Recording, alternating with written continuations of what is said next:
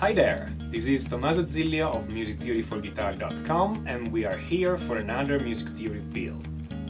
Today I'm going to show you how you can take a melody and make it more powerful, how to give this melody more impact. So let's say you are playing a melody line or a slow solo or part of a riff or something, and you want to just give it a bit more power, because the way it is right now, it simply doesn't carry enough emotion. It feels a bit wimpy maybe, but you know it's a good melody, it's just that something is missing. So I'm going to show you how to really hit the listener in the face with your melody, so to speak.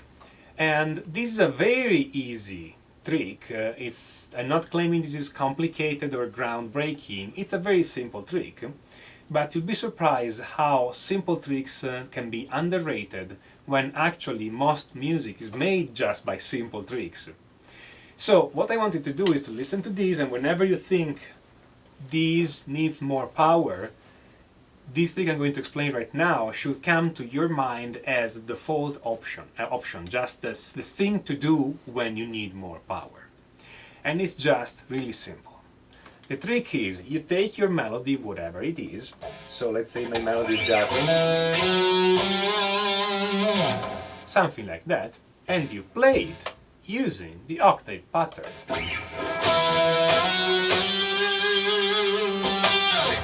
You see, it already sounds bigger in a sense. Again, it's a very simple trick, but now we're going to see some variation on these and how these can actually sound in more than one way.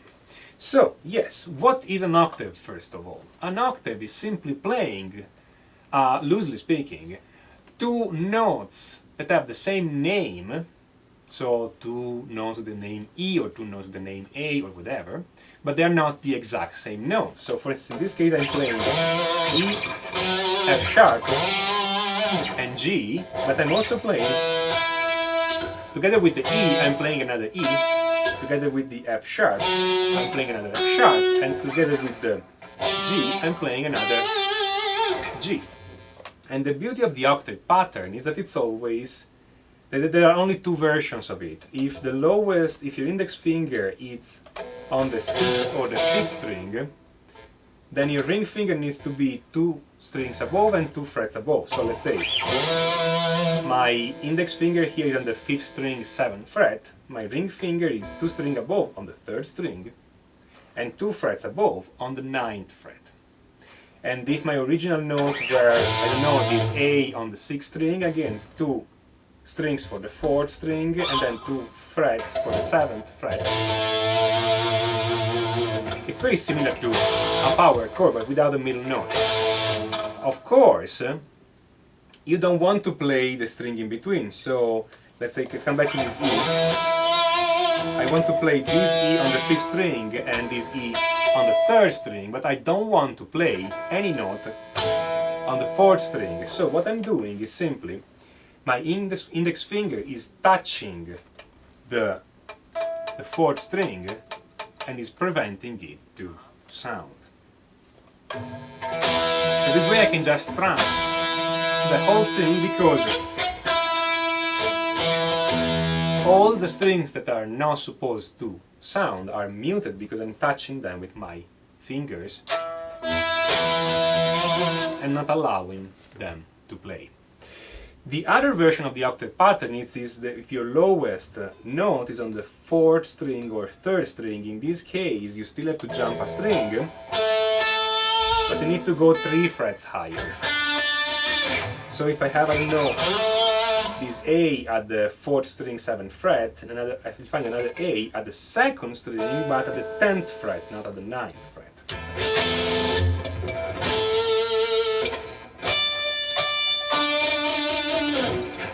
And of course I can play anything with that. I can play any possible melody with that. I can slide, I can move, etc. Now, this is the basic octave pattern. So whatever melody you have,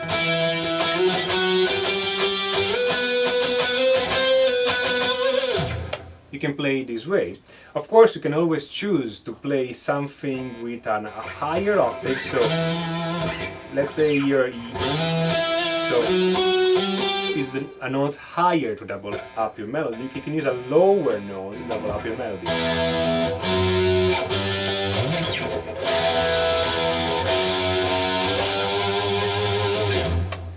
Depending on what you want.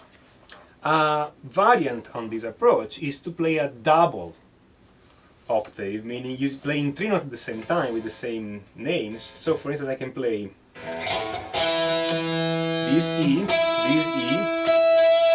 and this E here at the same time. So I'm on the 5th string, 7th fret, then 3rd string, 9th fret, then 1st string, 12th fret, and I can.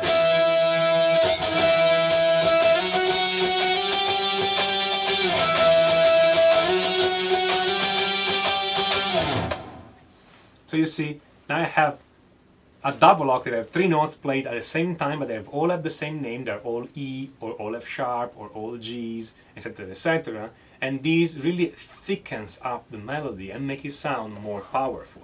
Now, before you think that this trick applies only to metal-ish music, because I'm playing with a distorted guitar, if you use the exact same trick with a more cleaner sound that I'm just getting by taking down the volume of my guitar in this case,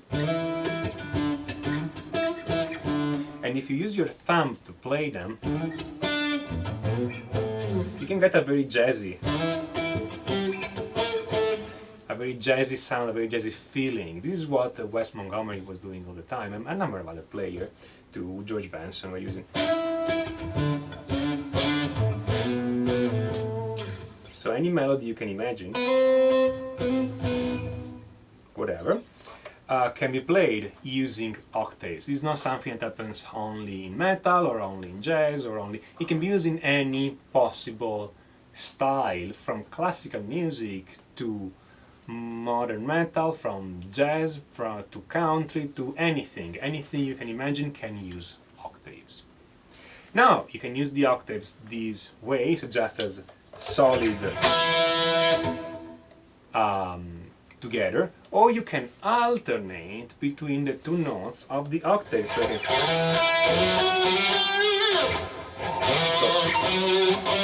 that's the original melody, no? You can alternate between the normal note and the higher note.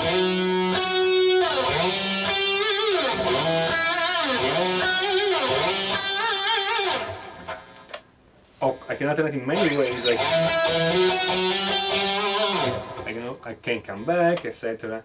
This creates a number of interesting possibilities.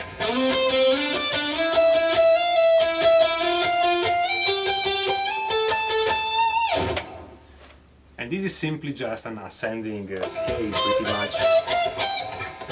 Something like this, nothing really complicated, but I'm playing it using octaves and alternating between the 2 notes. So you see the number of sonic possibilities, it's very large actually. It's not just a simple pattern and that's it. You can create more interesting things either by playing the octaves together or by alternating between the 2, or why not even the 3 notes you have. Now that I've shown you how to use the octave pattern, let me also show you how to not use the octave pattern. There are many out there on the net suggesting you to learn all the notes on your fretboard using the octave pattern. And the strategy behind it is simply that, and I'm not suggesting you to that you learn your notes on string 5 and 6, then you find the note on string 3 and 4 using the octave pattern, and you find the notes on string 1 and 2 using the octave pattern 2 times. This, on paper, it probably works, but when you try to apply it in practice, what happens is that every time you need a note up here when you're soloing, so on the first 2 strings, you have to go back, think of the notes on the string 5 or 6, then apply the octave pattern 1 or 2 times, and this is way too slow and it never becomes fast, so you're always lagging behind when you need the notes. And many times in music, when you play music, you need to know where to find a C note right now, not after you apply those 2 patterns. So yes, on paper this system works, but in practice it never really works. So what you can do to learn your notes on the fretboard, I suggest you go and see this video here where I explain my system to learn the notes on the fretboard, and this is the system I use for myself and I use for all my students, and it is 100% guaranteed success rate. And using this system you are going to learn your notes in few weeks and permanently, and they will come to you without thinking, and you will not need to use the octave pattern. So for this reason I totally discourage the use of the octave pattern to learn the notes on your fretboard. But the octave pattern, as we have seen before, it's a great trick to give more power, give more impact to your melodies. And every time you think you're playing something and you think this needs more power, this needs more impact, automatically you should think, let's use an octave pattern. Until next time, enjoy.